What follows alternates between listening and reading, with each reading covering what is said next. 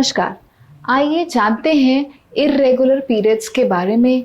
ये क्या होते हैं, इसका क्या कॉज है और इसका क्या ट्रीटमेंट होता है। इर्रेगुलर पीरियड्स से पहले हम जानते हैं कि नॉर्मल पीरियड्स क्या होते हैं। तो हर फीमेल की फिजियोलॉजी बायोलॉजी अलग अलग होती है, तो ज़रूरी नहीं कि जैसा एक बंदे को हो वैसा ही दूसरे को हो। तो इसलिए नॉर्मल का भी एक रेंज है।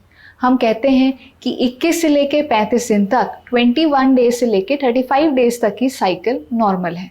आपका पीरियड फ्लो 2 दिन से लेके 8 दिन तक भी हो सकता है। और कितना फ्लो होना चाहिए वो 5 ml से लेके 80 ml तक हो सकता है। तो ये काफ़ी बड़ी रेंज है। अगर इनमें से किसी भी चीज़ में आपका कम या आपका साइकिल 2-2, 3-3 महीने बाद आता है या आपको पीरियड फ्लो बहुत ज़्यादा जाता है, तो फिर ये इर्रेगुलर पीरियड्स की शिकायत है और आपको अपने डॉक्टर से मिलना चाहिए। अगर आपका फ्लो पहले हर 21 दिन में आता था और अब वो 35 दिन में आता है, तो भी ये ठीक नहीं है।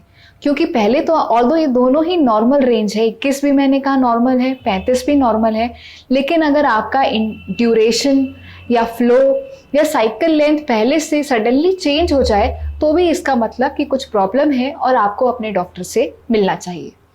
अब जानते हैं कि इनका क्या क्या कॉज हो सकता है। जो मोस्ट इम्पॉर्टेंट कॉज है वो है हार्मोनल चेंजेस, जिसे हम आम भाषा में कहते हैं।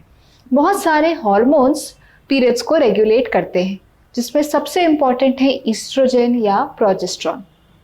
इसके अलावा थायराइड या प्रोलैक्टिन और भी कई तरीके के हार्मोन्स पीरियड रेगुलरिटी के लिए इम्पॉर्टेंट हैं। अगर कोई भी हार्मोन ऊपर या नीचे होता है तो पीरियड्स इरेगुलर हो जाते हैं। जैसे कि एक नॉर्मल टाइम पे बताएं कि जब एक लड़की को पीरियड स्टार्ट होते हैं तो उस टाइम पे ईस्ट्रोजन प्रोजेस्टेरॉन अभी ठीक से मैच्योर नहीं होते, तो इसलिए देखा गया है कि उस टाइम पे पीरियड्स कई बार 1-2 साल तक इरेगुलर रहते हैं। सिमिलरली मीनोपॉज से पहले जो स्टेज हम पेरीमीनोपॉज कहते हैं, उस टाइम पे भी पीरियड्स काफ़ी इरेगुलर हो सकते हैं। इवन चाइल्ड बर्थ या डिलीवरी के बाद भी चूँकि इंटरनली हार्मोन्स काफ़ी फ्लक्चुएट करते हैं, तो ये सारी प्रॉब्लम आ सकती है। ये तो हुए नेचुरल कॉजेस। अब जानते हैं कि किन किन प्रॉब्लम्स की वजह से ये सारी चीज़ें हो सकती। ये तो नॉर्मल कंडीशंस हैं जिनमें हार्मोनल इम्बैलेंस होता है। बहुत सारी कंडीशंस और भी हैं जिनमें हार्मोन्स बिगड़ जाते हैं, जैसे कि अगर आप बहुत ज़्यादा टेंशन लें या स्ट्रेस लें, बहुत ज़्यादा एक्सरसाइज करने लगें या वेट फ्लक्चुएशन हो, तो भी आपका हार्मोन इम्बैलेंस हो जाता है। पीसीओडी वाली प्रॉब्लम में भी ये चीज़ देखी गई है। इसके अलावा अगर आपको कोई क्रॉनिक डिजीज़ है, जैसे निमोनिया हुआ है या कोविड हुआ है, तो उसके बाद भी पीरियड इरेगुलरिटी हो जाती है।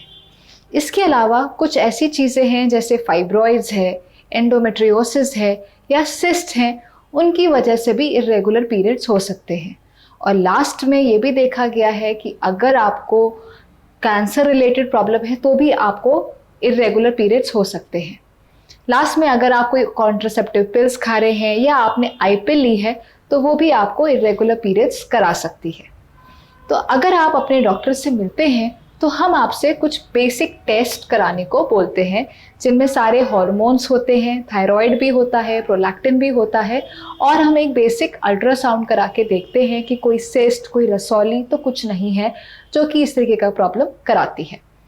जो भी प्रॉब्लम हमें डिटेक्ट होती है उस हिसाब से हम डिसाइड करते हैं कि क्या ट्रीटमेंट का रिक्वायरमेंट है या नहीं।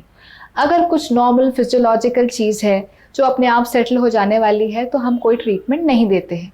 बट अगर कोई प्रॉब्लम सिवियर है तो हम हार्मोनल ट्रीटमेंट से लेके, मिरीना से लेके, इवन कई बार हमें बच्चेदानी निकालना भी पड़ सकता है। अगर आपके मन में कोई भी डाउट हो तो प्लीज़ आप हमसे संपर्क करें या आप हमारे क्लिनिक पे भी विजिट कर सकते हैं। हमारा नंबर चैनल पे लिखा हुआ है। थैंक यू और नमस्कार।